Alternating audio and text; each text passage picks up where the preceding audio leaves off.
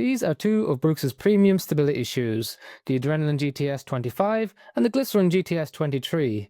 Now on the face of things they look very similar, but they provide different levels of stability, different levels of support, and they feel completely different underfoot.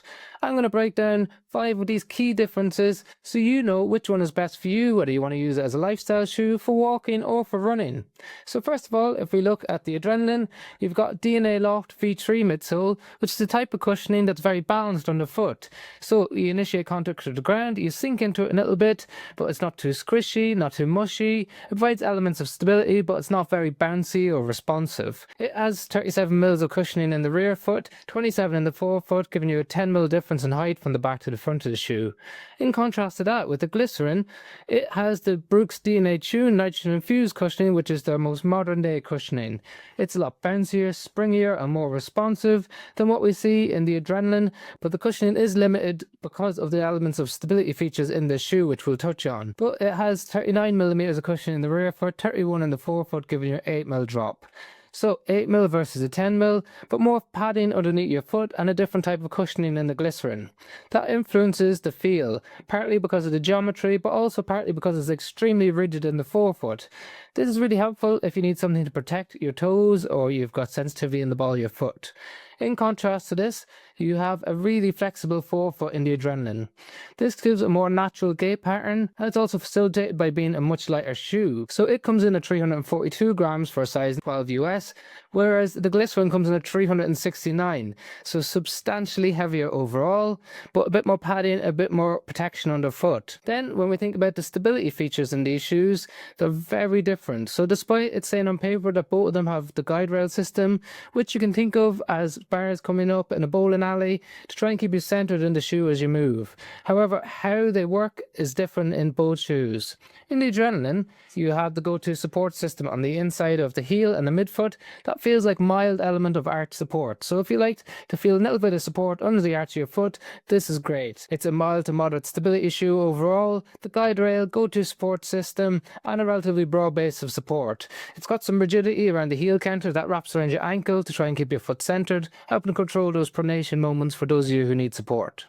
In contrast to that, with the Glycerin, it has the guide rail system as well. It also has the go-to support system on the inside here, but it's extremely rigid around the heel counter, so that wraps around your ankle and really keeps you locked into the shoe. So it's much more of a max stability shoe, especially around the heel and the ankle. It's then coupled up with a broad-based support, similar to what we see in the Adrenaline, but it also has that really rigid forefoot. So you might think you've got lots of bouncy cushioning in the DNA tuned, but it's counteracted somewhat by the fact that you've got lots of stability factors built into the shoe, and it's heavier overall. And as you move on top of the shoe, they're different as well. So we've got a bit more of a plush upper on the Glycerin, a bit more of a streamlined upper on the Adrenaline. They've got similar widths and true to size and length. The tongues are different, so really padded, lots of material on the Glycerin, a little bit too much in my opinion, for it's much better in the Adrenaline. A little bit less padding around the heel cup on the Adrenaline, where it's very comfort focused, packed in with lots of padding around the heel counter on the Glycerin. So you're getting two very different types of shoes. When you're using them for walking or for lifestyle use, you could think about a mild to moderate stability shoe in the Adrenaline that has lots of flexibility, a higher drop, so offloads your Achilles but doesn't protect your forefoot as much. In terms of the Glycerin, you get more padding, so it feels a bit bouncier, a bit more luxurious underneath your foot, but it's very rigid around the ankle, and it's very stiff in the forefoot. So if you want something that provides lots of rigidity overall, you might look towards the Glycerin. And then it's slightly different when we think about running. So the Adrenaline is basically a no-nonsense shoe. So it gives you a nice return when you're running. It gives you good ground contact because it doesn't have a huge amount of cushioning underneath your foot, especially compared to this traditional maximalist market we're in at the minute. As that classic higher drop, which a lot of people like because it offloads the Achilles. But if you need that protection, the forefoot is not ideal. It works well for easy miles, daily miles. You can do up to half marathon. Some people might do marathon distance running in the shoe. The Glycerin, it gives you lots and lots of protection under your foot, lots of stability, but it doesn't facilitate a very natural pattern of movement because it's so rigid overall.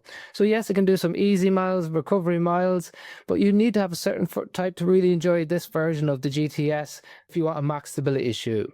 If you want to do longer distance without so much stability, something in between, you might look towards the GTS 22, and we have a comparison of these two on the channel if you want to check them out.